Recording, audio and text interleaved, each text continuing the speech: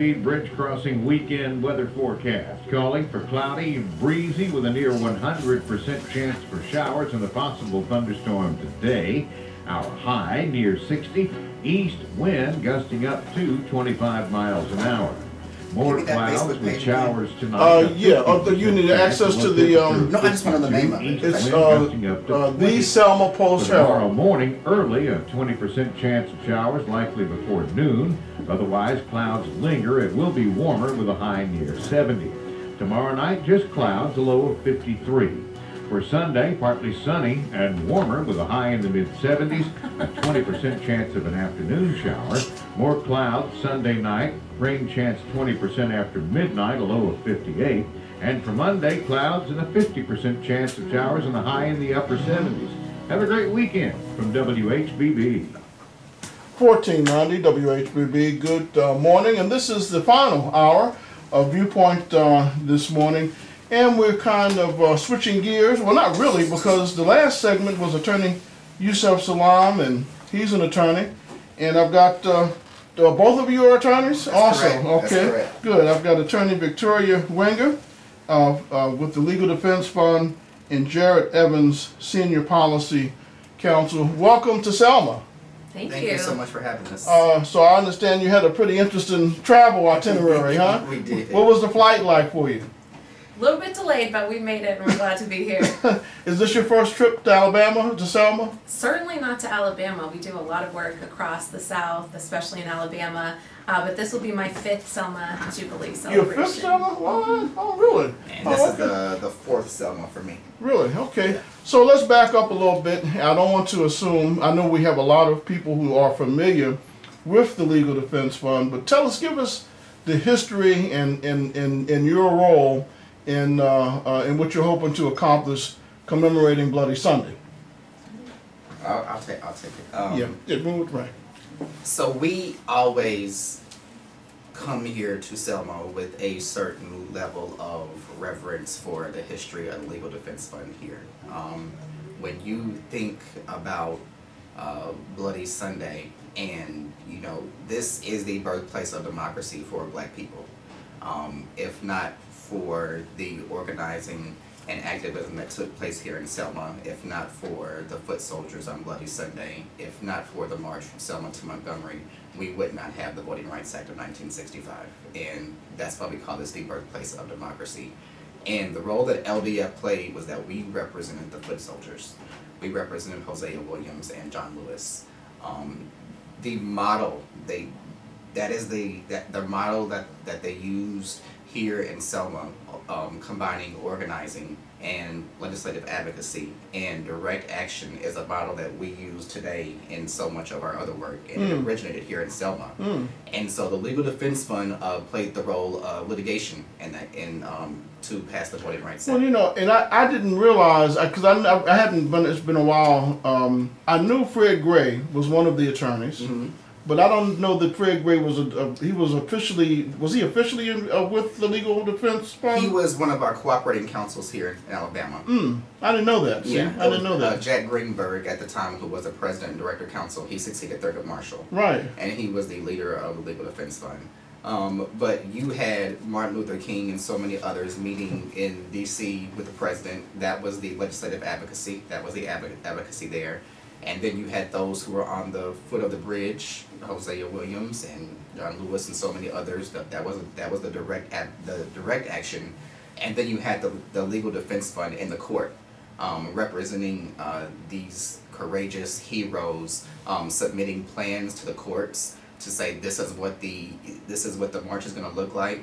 And they were so specific. Now, I want to get into that. They were specific in terms of what songs they were going to sing. They were specific in terms of where they were going to stop, how they were going to conduct themselves. I mean, if you look back at those documents, now I always do before I come here, they just had such specificity because they knew how tough it was going to be to get. And how many people were going to march from Craigfield to St. Jude? And, absolutely. But I didn't realize they had the song. I didn't know it was so detailed that the songs were specified. They did that because they knew how tough it was going to be to get a court to approve the march. And so when when the Legal Defense Fund submitted the plan to the court, they had to essentially assuage the court of any fear or trepidation that it was going to be, you know, a violence, right? You know, or it was going to, you know, it was going to make them look bad. They had to present a detailed plan to the court to say this is going to be a very peaceful march for voting rights from Brown Chapel AME to the steps of the state capitol in Montgomery. Well, you know, there was an interview with Judge Frank Johnson, the judge that made the decision on that, and he said he was not an activist judge. Yeah. In fact, he was not necessarily in favor of integration. Yeah. You know, he may have been technically called a segregationist. Correct. Correct. But he felt that the constitutional aspect yes. of the arguments that were being presented is why he ruled in favor of the march. Yes. You know, that's correct. so yeah. And the lesson that we take from the story of Selma, which is one of my favorite stories, is that each of those facets that we talked about, the litigation in the court system, the direct action on the ground, and the policy and legislative advocacy, all those three facets have to be working in tandem. There has to be clear communication between the three. You don't get the Voting Rights Act without the foot soldiers. You don't get the Voting Rights Act without the direct contact and advocacy in Washington with President Johnson at the time. And you certainly don't get the Voting Rights Act without LDF and the litigation in the court system. All those three things have to be firing on all cylinders, and that's the same model that we use today. That's how we got a second black congressional district here in Alabama. That's very interesting. That's how we got a second black congressional district in my home state of Louisiana. Okay. Tori and I were both lead counsels on the case in Louisiana, and that's the same model that we employ today. Well, I just had that conversation this week. In fact, with Attorney Salam, because Thurgood Marshall's position was that he was not necessarily in favor of marching and protesting because he felt it should be done strictly through the law. Exactly. You know, but as Attorney Salam pointed out, you know, as we were having this discussion, that you wouldn't have had the Voting Rights Act without the foot soldiers. No. So what you're saying is all of these things have to work together. You gotta have it all. Now, what is your position and what is your role with the Legal Defense Fund? I am a senior policy counsel. I focus primarily on redistricting and voting rights. I'm the census coordinator for LDF. Everything in redistricting begins and ends with the census. So that's a position I've held since 2020. Tori and I both started it within a couple of weeks of each other in 2019. Our first Selma Jubilee was in 2020, and if you remember back then, all the presidential candidates were here. Amy Klobuchar and Elizabeth Warren and Mike Bloomberg and Joe Biden. Yeah, I remember that. Pete Buttigieg. Everybody was Tom here. Steiner. Sure was, they were yeah. all here. There wasn't Hillary Clinton was here too, wasn't she? But in previous years, Right. And for that to be my first Selma, and what was so special, it was John Lewis's last Selma. And just to be on the bridge with him and feel that energy, and then you had all that chaos at the other end, and Al Sharpton they were all trying to get to the front of the bridge and cross at the same time. It was just, I was like, I'm coming back every year. I am never gonna miss a Selma Jubilee weekend. And you know, you hear so much about this weekend, but you don't have the respect for it until you've actually been here, and you understand that this is the biggest. It's the Super Bowl of voting rights. When I describe this weekend to people, I tell them, if you've ever been to a HBCU homecoming, think about if voting rights had its own university and it was a homecoming of voting rights. You know, it is for civil rights lawyers like Tori and myself, for activists, for advocates, racial justice organizers, social justice activists. This is the biggest weekend. This is something that we look forward to all year. When Tori and I get back to New York and DC on Monday, we'll start planning for next year, because it's a non-stop marathon from the time we land to the time we leave, and we plan for and look forward to this all year. And on that note, so now also we have Attorney Victoria Wenger. What do you do with LDF? What is your role? And tell us your story. Certainly. So beyond working with Jared and an awesome team to plan our Selma Jubilee commemorative events each year, I actually work in two different departments. I am a litigator, so in the courts or behind my computer screen working on filings. Most of my cases have all been voting rights, in recent years redistricting cases, but I get a lot of my joy through the other work that I do, which is with these initiatives in our Strategic Initiatives Department, which really look at how can we support voters and voting rights and election engagement 365 days of the year. So not just during the Jubilee, not just on Election Day or an election year, huh? Not just on election year, every single year. And I focus a lot on Louisiana, and there's no off years there. There's always an election. But even in states that only, vote on even years or along with the federal cycle, we are still engaging with community organizations to make sure that they have the resources that they need, whether that's voter education materials with dates and deadlines and how-tos, whether it's register or restore your voting rights after incarceration, or how to engage, your family members or research candidates. We're making those resources, but then we're also engaging around legislation that is either threatening or hopefully advancing voting rights. We've drafted many bills, both at the state level in states across the South, but then also, working towards the passage and the restoration of the Voting Rights Act. LDF certainly was busy this week. I want to ask you about that too, but before we do, you have a public meeting coming up tomorrow? Yes. What time and where? Go ahead. Sure. So we will be at Edmondite Missions tomorrow. At the Boat Community Center, the Recreation Center. Precisely at 4 p.m. 4 o'clock. Exactly. So we host our events in conjunction with Brown Chapel AME. Historically, we would be, at that church. At Brown Chapel, but we're being restored right exactly, now. Right. While it's being restored. I'm a member of Brown Chapel also. We love it. We love it. It's a very, very sacred relationship to us to be able to honor that community, the congregation, and when we can to be in that space. But this year, we're very, very grateful, as we have been in recent years, for the partnership with Edmondite Missions. And we will be having a roundtable conversation with a lineup of incredible speakers under this umbrella of the idea of democracy rising and Black voters, mobilizing for their futures. So we will be hearing from young Black elected officials like Devontae Lewis, who also happens to be our client and the highest ranking Black elected official as a public service commissioner in Louisiana, one of the clients who brought the litigation fighting for a second Black majority congressional district in Louisiana. We'll be hearing from our own Leah Aiden, who's a senior voting rights counsel and one of my idols in voting rights work, who recently argued on behalf of clients in South Carolina for fair maps all the way up to the Supreme Court. So we are anxiously awaiting a decision in the case that she argued before the justices. We will hear from our... Your Congresswoman Terry Sewell will be speaking, and I want to talk about her a little bit later too. But Senator LaFonza Butler, who was the only Black woman U.S. Senator in Congress, she will be giving the keynote. We will also have Professor Nicole Hannah-Jones, the author of the 1619 Project, one of the leading racial justice scholars and thought leaders in the country. Cliff Albright, who is the founder of Black Voters Matter, who we all consider to be one of the great organizers of our time when it comes to mobilizing Black and brown communities. April Ryan will be moderating the discussion. So let me ask you, when the decision that many people say gutted Section 5 of the Voting Rights Act was given, the Supreme Court said that the landscape of American politics had changed, that the formula that was used in the 70s was no longer applicable, because now you have a Congressional Black Caucus and you have Black elected officials, and they said, we don't want to do this, we want to put it in Congress's lap. Congress needs to redo this. What is your response to that?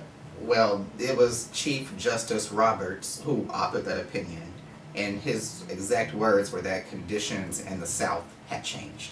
Y'all got a Black president. As you said, y'all have a Congressional Black Caucus.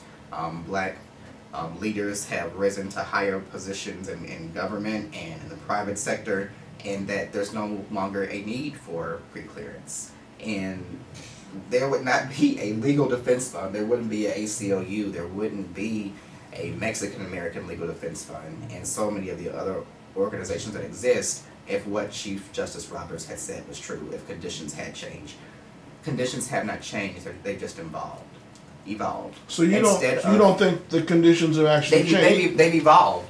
So what do you mean? When the Voting Rights Act was initially passed, the methods of suppression were grandfather clauses. and poll taxes, and count how many beans are in a jar and things like that. Well, since the passage of the Voting Rights Act, those methods of suppression have changed, and now they are requiring ID to vote. They're adding burdensome requirements. They have to put your mother's maiden name to cast an absentee ballot in Louisiana. And what we've seen, especially true in some of the states that we work in, is this issue of merging and closing polling stations. So let's say that there's a community that they voted at the local high school for 10, 20 years, and that's where people have been used to voting for so many years, and they will merge that polling location without any notice or close it. And you show up there on election day, there's no signs, there's no one there saying, hey, your new polling location is a mile down the road or 2 blocks anywhere. And for so many people, when they show up to vote and there's no one there to educate them and tell them where their new polling location is, they lose out on their franchise. They don't go and research. They don't vote at all. So these are all the new methods of suppression that we see. So conditions in the South have not changed. The methods that they use to suppress black and brown voters have just evolved. Well, I know you want to add to that, Tori.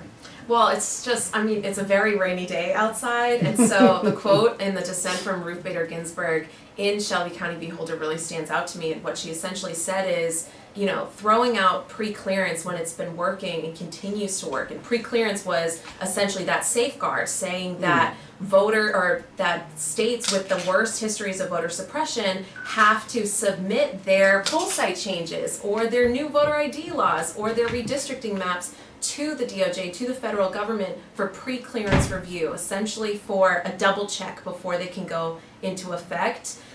Getting rid of that, getting rid of pre-clearance is like throwing away your umbrella in the middle of a rainstorm. And what we saw immediately after the Shelby County decision is just that deluge of voting rights suppression tactics. And as Jared mentioned, they changed, they shifted. They might have looked different than grandfather clauses, but they're still disenfranchising. They're still diluting the power of black voters to elect the candidates that they want, to participate in the process. And so what we saw is that, the gap between black and white voter turnout increased after 2013. We saw these, legislatures that actively were not passing legislation because of understanding it would never get pre-cleared, passing those bills the next day and saying it's because the Supreme Court just let us, essentially. So we've been dealing with the fallout, and most importantly, our clients have been dealing with the fallout of that decision for over a decade now, and we are hopefully on the precipice of getting the Voting Rights Act restored and having Congress take a new initiative to say which states pre-clearance should apply to, but it hasn't happened yet. And nobody does voter suppression like the South, especially here. So you're saying it's different from what's happening in New York and Chicago and absolutely. LA? And you can look at the fight that happened over the congressional map here in Alabama. There were so many different ways that the legislature could have passed a map of 2 black districts. And it was the exact same thing in Louisiana. When the legislature, the majority, and we know who's in power, is presented with a fair and equitable plan that gives minority voters opportunities to elect their preferred candidates, that's the last thing that they would never pass anything like that. The court has to step in and either draw them out themselves, or as the case in Louisiana, force them to. And that's what we've seen all across the South. But now the Supreme Court presently has a majority conservative makeup.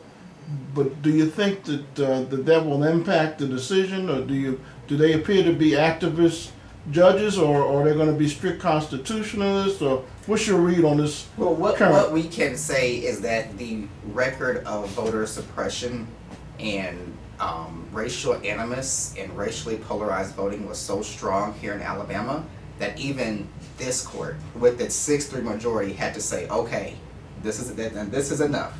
Alabama, y'all do have to have 2 black congressional districts.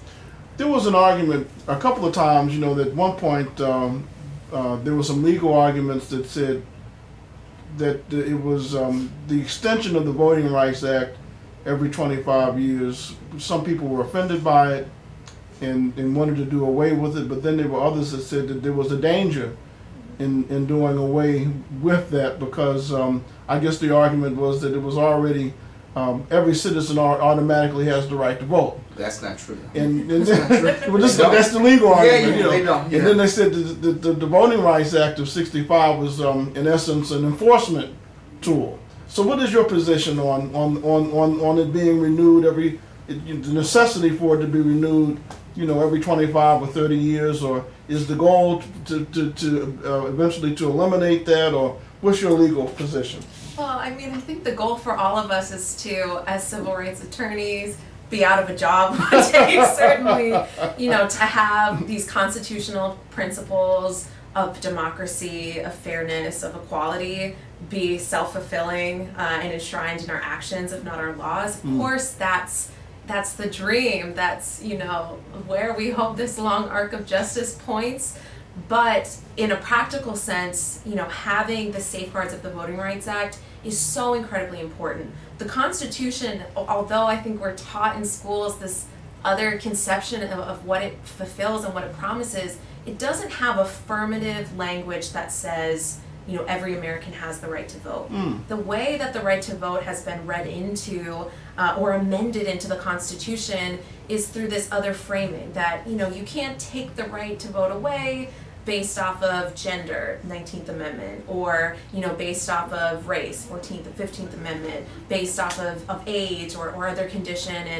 And there's not just that very strong, proactive, affirmative language that would give voting rights litigators and our clients so many more tools. Instead, we're inferring the right to vote through the First Amendment and free speech and representation. We're inferring it through, the 14th and the 15th Amendment. But at the end of the day, we need statutes like the Voting Rights Act to give us the full repertoire of tools, to give us things like Section 2 of the Voting Rights Act, which enables us now through these cases that we've brought here with Allen v. Milligan, in Robinson v. Landry in Louisiana. Those are Section 2 of the Voting Rights Act cases that are explicitly addressing the tactics that, in effect, disenfranchise or dilute the power of black voters, even if it wasn't the intent. And we can have a whole conversation. I can imagine. Disenfranchisement I can imagine. is intentional. Well, now, how do you view, though,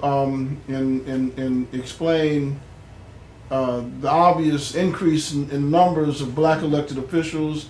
And then I'm going to add an addendum to that, because with this new immigration issue that's on the table, eventually in the future, I would think that that's going to become an issue politically at some point, depending on if they resolve and how they resolve the issue of undocumented immigrants in the United States becoming citizens. I'm sure all of that's going to be a factor, huh? Yeah, so the first part of the question, I think, it goes back a bit to that Ruth Bader Ginsburg quote of, we had that umbrella against the rainstorm for decades, and we shouldn't hold it against black communities and black elected officials for being able to realize their power when there were voting rights protections in place. Mind you, in the past 10 years, we have also seen some success among black elected officials, but it hasn't been without a lot of work. And I think whenever we're put in that tension of wanting to build a court record that shows the harm, the injury that clients have faced, but then also want to be in community, making sure we are at the same time mobilizing every single black voter that we can, making folks understand that even if this process is by design burdensome, we're going to be there to help equip you with the tools, or really to put the resources in the grassroots organizations that are doing that work every day. I think the idea of using it as a bad fact for litigation, that black people are, striving to thrive and to lead in spite of these barriers. So you're saying in spite of. You're dealing with in spite of. Yeah, I hear you. And we had so many of those black elected officials because of the Voting Rights Act. After Reconstruction ended, when all the federal officials were here in the South to ensure that black people were allowed to vote and elect their preferred candidates, and you had black elected officials as governor in Congress and the U.S. Senate from the South, because those were all former enslaved people, and there were more of them than there were white people, especially in Louisiana, Mississippi, and Alabama. But after Reconstruction ended, it was decades before, it wasn't until the passage of the Voting Rights Act in 1965 that black elected officials were able to hold power again, and black communities were able to elect their preferred candidates. And it was the Voting Rights Act, and right here in Selma, was the catalyst for all of that. And you take that away, and we go right back to where we were. So it sounds like you're saying that it was a very sophisticated form of racial discrimination. Some might even say institutionalized racism to some extent, but it sounds intentional in terms of being able to avoid the various safety nets that the Voting Rights Act put in place, is what I hear you saying. Right. And again, like even if we can get into a mental space of thinking, oh no, this wasn't intentional, just look at the effects. What we know about states like Alabama and certainly Louisiana, where most of my cases are based, is that right now black elected officials are not elected from districts that are not also a majority of black voters, by and large. That's why we had to sue the state in Nairn v. Landry to say that there should be more majority black districts for their House and Senate. Right now, you know, that state is dominated by a supermajority that just this past week provided new mechanisms for the death penalty and executions, that essentially took away hope for parole for many people who have been passing these incredibly regressive anti-black crime policies, and they're doing it based off a composition of a legislature that, if it was Voting Rights Act compliant and had 3 more black majority Senate districts, 6 more black majority House districts, likely could not get away with this type of regressive agenda. So the fact is, right now in this state, and part of what we had to prove in our Voting Rights Act Section 2 cases, is that there are these patterns of racially polarized voting.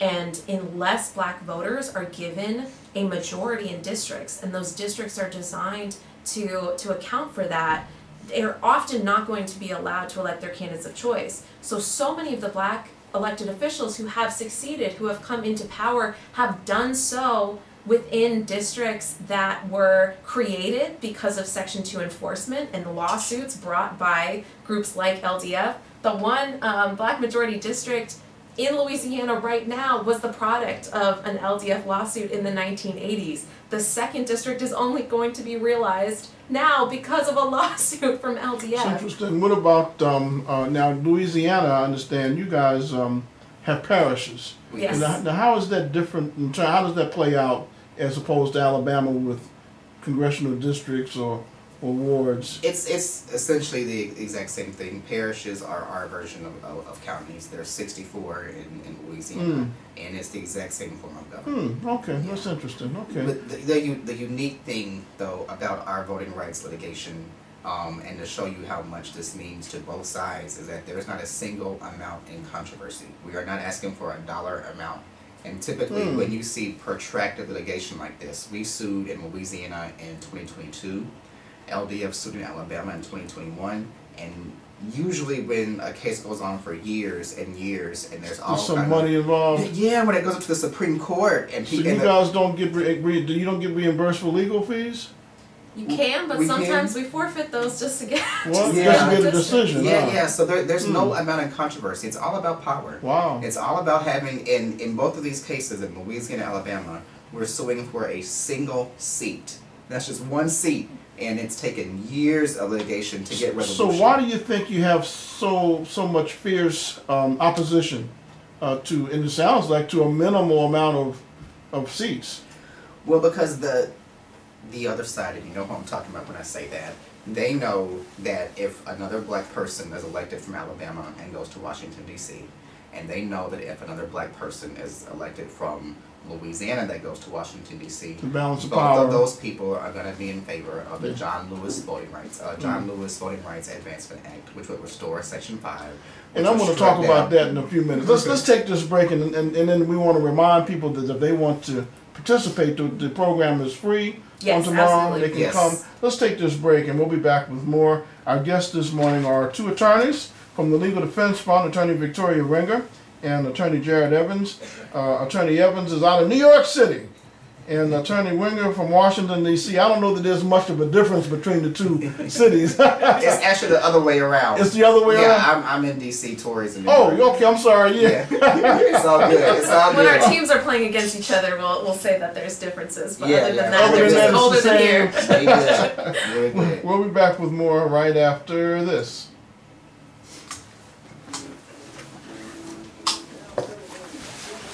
Woo!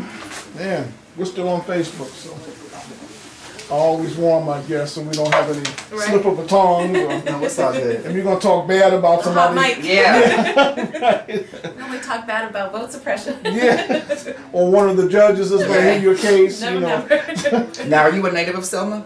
Yes and no. I was born in Philadelphia, Oh, you know, but my my father's and my ancestry on my father's side are from Selma. I came to live with my grandmother at 12. Wow. And but I would come down every summer, and but since then, as an adult, I've been up and down the East Coast, and I was a radio gypsy for a while. I lived in New York for a little while. Nice. What part? Yeah.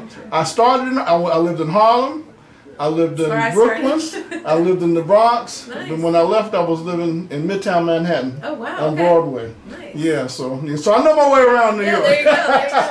There you go. And I've lived in 7 different states. Wow, And that's I've awesome. lost the count of the places I've been. So, Wow. but I've been back here since 2000. That's great. Okay. You know, and so, and that's why I came back to give back.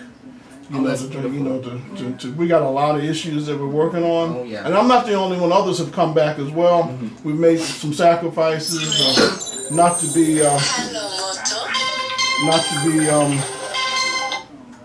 to get the financial rewards. That I've turned down a lot of good Right. positions and money and everything else, but what you're doing and what we're trying to do is important. We need to empower Absolutely.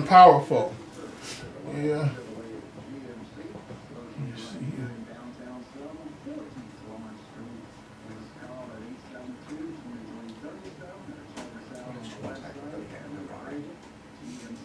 We can talk in circles. 1490 WHBB, but there was something though. What was it? I want to talk about Terry Sewell. I know. Oh, go ahead and do Terry. It was something though that we were just talking about in terms of what the the John Lewis Yes. the John Lewis Yes. Voting Rights Act. Tell us about that and Congresswoman Sewell. So I'll start with Congresswoman Sewell, and I'll let you do the Voting Rights Act and also for the People Act. But y'all have there's a certain level of pride that we have when we come to Selma and work with Congresswoman Sewell because of her leadership in the fight for a second Black congressional district. When we initially wanted to bring litigation here, and what's important for everyone to understand is that you cannot draw new majority Black districts without affecting the current Black district that already exists.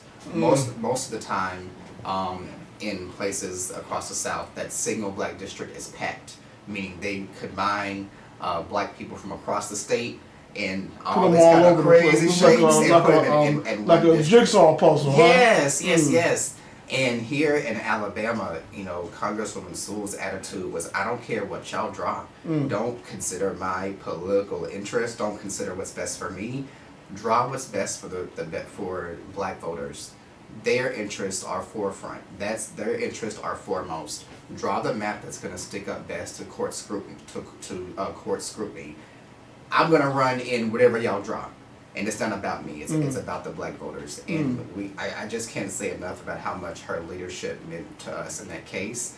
And I'll never forget. It was a weekend after the Alabama decision came down, and the Supreme Court had said that Section 2 is the law of the land, and that Alabama has to have 2 congressional districts. And we had took the weekend off and we're celebrating, and Congresswoman Sewell was like, okay, when y'all coming down here? When y'all meeting with the Black Caucus here in Alabama? Let's get to work. We couldn't keep up with her. And her leadership in the fight for a second Black congressional district was just extraordinary. So how do you feel about the map that they finally settled on? It works. It works. We wish that it could have been a majority and it's a little bit less than majority. It's 48, 49%. 48.9. Yeah. But we would never support a map that we did not feel was confident that would perform for the black voters. And so in all of our states, when we decide whether we're going to support a map or not, we look at previous races in that district to do what we call a performance analysis to evaluate whether the candidate preferred by black voters would win. And this map that was finally passed met that standard. The black preferred candidate would win in the two opportunity districts.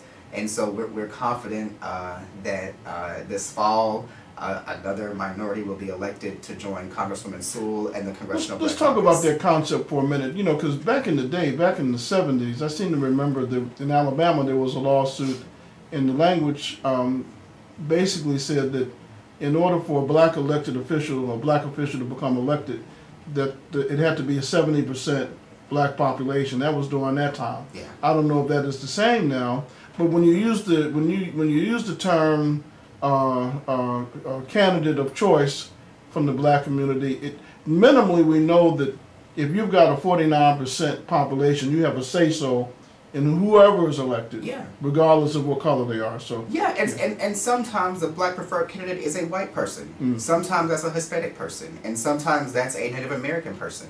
But what the Voting Rights Act provides for is that that person has an actual chance of winning.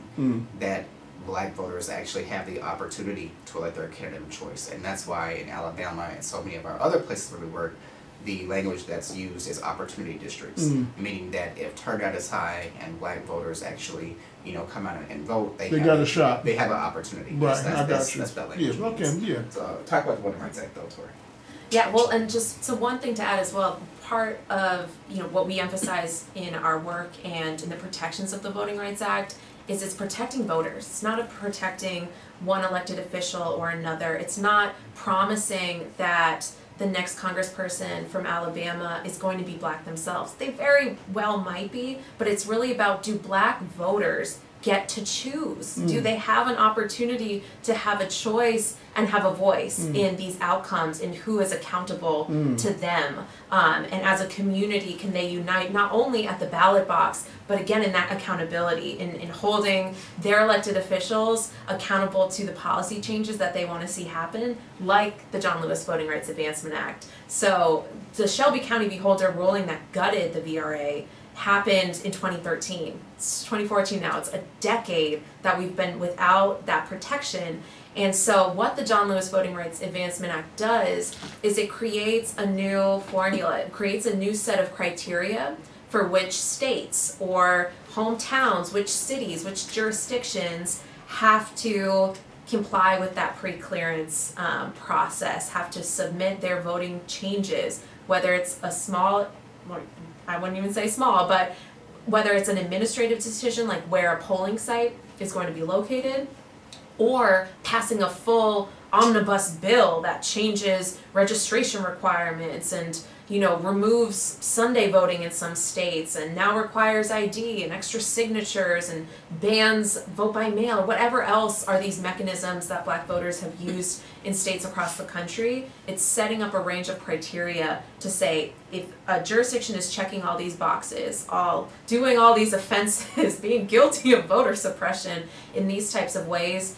that place, that state, that municipality is going to have to deal with the scrutiny of the federal government before they can implement. So it's proactive. It's like taking your vitamins before you get sick instead of just waiting and buying some tissues and medicine after. It's hugely important, and it was just reintroduced yesterday. Yeah. I think I saw something there was a press conference that Congresswoman Sewell participated in with two other Democratic leaders. I don't know which committee it was, but they were dealing with she mentioned that, I believe. Yeah. And your original question was, why do we think there's so much resistance to the passage of these seats? And I personally believe that there is a great fear among those in power that Georgia was the first domino to fall, and that if someone like a Stacey Abrams comes into Alabama in Mississippi and Louisiana and invest those resources that were invested in Georgia, the same thing will happen here. When you look at the numbers, Georgia, Alabama, Louisiana, and Mississippi are more black than Georgia. If there's this fear that they will lose power, they see it as us gaining power as them losing power.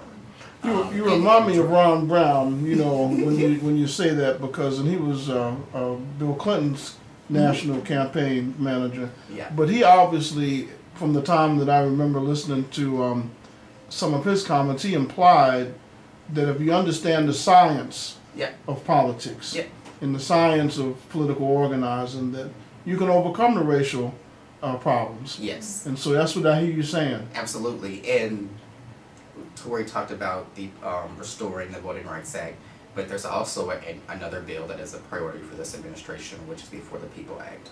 And it would have so many strong pro-voter initiatives, making Election Day a national holiday, online voter registration, same-day voter registration, restoring all voting rights to those who were formerly incarcerated, among many other provisions. And I think minimum of 14 days of early voting. Y'all don't have early voting here in Alabama. How does South Carolina do Saturday voting? I've been wondering. I don't know what that. How did they do that? You know. We have a method, and when we work in these states, we don't let the majority know how much groups like the NAACP want these bills to pass. We kind of wait until they are passed, and then we celebrate the win. But when you do advocacy work and you do policy work in the South, you have to understand that if they see a room full of black people jumping up and down saying how much they want this bill passed, they go in the opposite direction. So we have to be very strategic in terms of what we put our name to and what initiatives we sign up for. And in South Carolina, you know, groups like LDF and the NAACP worked very much behind the scenes. They were not the face of the movement, and were not the face to get early voting passed, but once it passed, they took full advantage. Well, I'll tell you, that's something. I'll tell you what, we're going to take this last break, and when we come back, I want you to talk about what you're hoping to accomplish tomorrow and while you're here, and what you're going to do once you leave and get back to D.C. and New York. Oh, well, we have to talk about that. We'll be back with more right after these messages. Oh.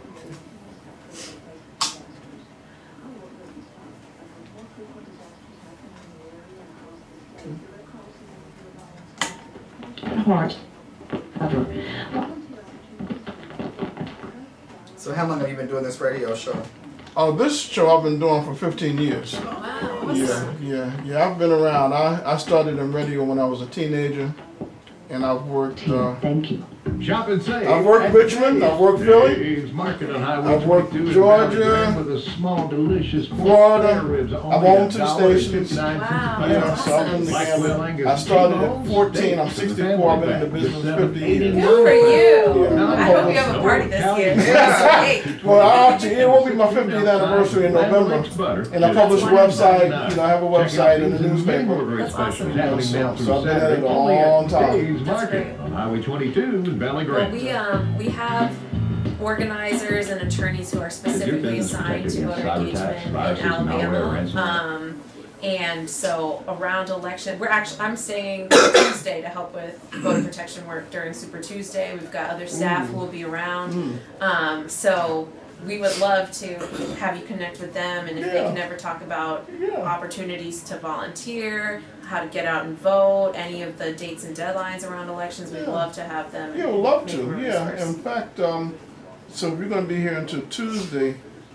Monday, it might be a good idea maybe for somebody to come in Monday Absolutely. to talk about what they want to do, to encourage people to get ready for Super Tuesday, you know, as well. Yeah. That sounds great. Yeah, be more than glad to do that, to accommodate you, you know. Absolutely. Well, I've got your number now, so watch out. Yeah. Well, let's see. Here we go. 1490 WHPB, and we're having I'm enjoying the program. You know, to find out, you know, it's different getting a first-hand view from people who live outside of Selma to come and participate, and to have you express how you feel about, you know, the Voting Rights Act and Selma's role. And I'm hoping our audience, those who are local and that are listening, understand, you know, the magnitude, you know, of that. We've been pretty fortunate, though. This, when we had, you know, we just got hit by the tornado January 12th of last year. But the federal agencies have really stepped up to the plate in trying to offer assistance financially and with technical assistance and helping us get back on our feet. We've got some issues that we have to deal with, and I try to remind people that the whole point of being empowered with the vote is to hold elected officials accountable and to make them do what they're supposed to do in government to help us improve the quality of life. And sometimes we don't connect those dots, and we have to find ways to remind our elected officials that they work for us. we don't work for them, you know. Absolutely. So what are you hoping to accomplish while you're here? I mean, and what's tomorrow? Give us the details on tomorrow again and what that's about. Certainly. So this weekend is both, as Jared described earlier, it's like Voting Rights Homecoming, Voting Rights Super Bowl. It is like an LDF reunion because so many of the attorneys and staff members who have been at LDF or started their careers at LDF are now leading other voting rights groups and doing this work. So we hope to be in community with both the folks coming in from out of state, but we also really are just trying to spend as much time with the great folks of Selma as we can, and to provide the resources that we're able to be in conversation and commemorate the foot soldiers, to celebrate those foot soldiers. That's always the most poignant thing for me, is being here and sitting next to folks who made that journey across the bridge 59 years ago. For as long as we can. 'Cause, Exactly. you know, we're losing them every day. How does this, what does the future hold, and how does it relate to the Hispanic vote?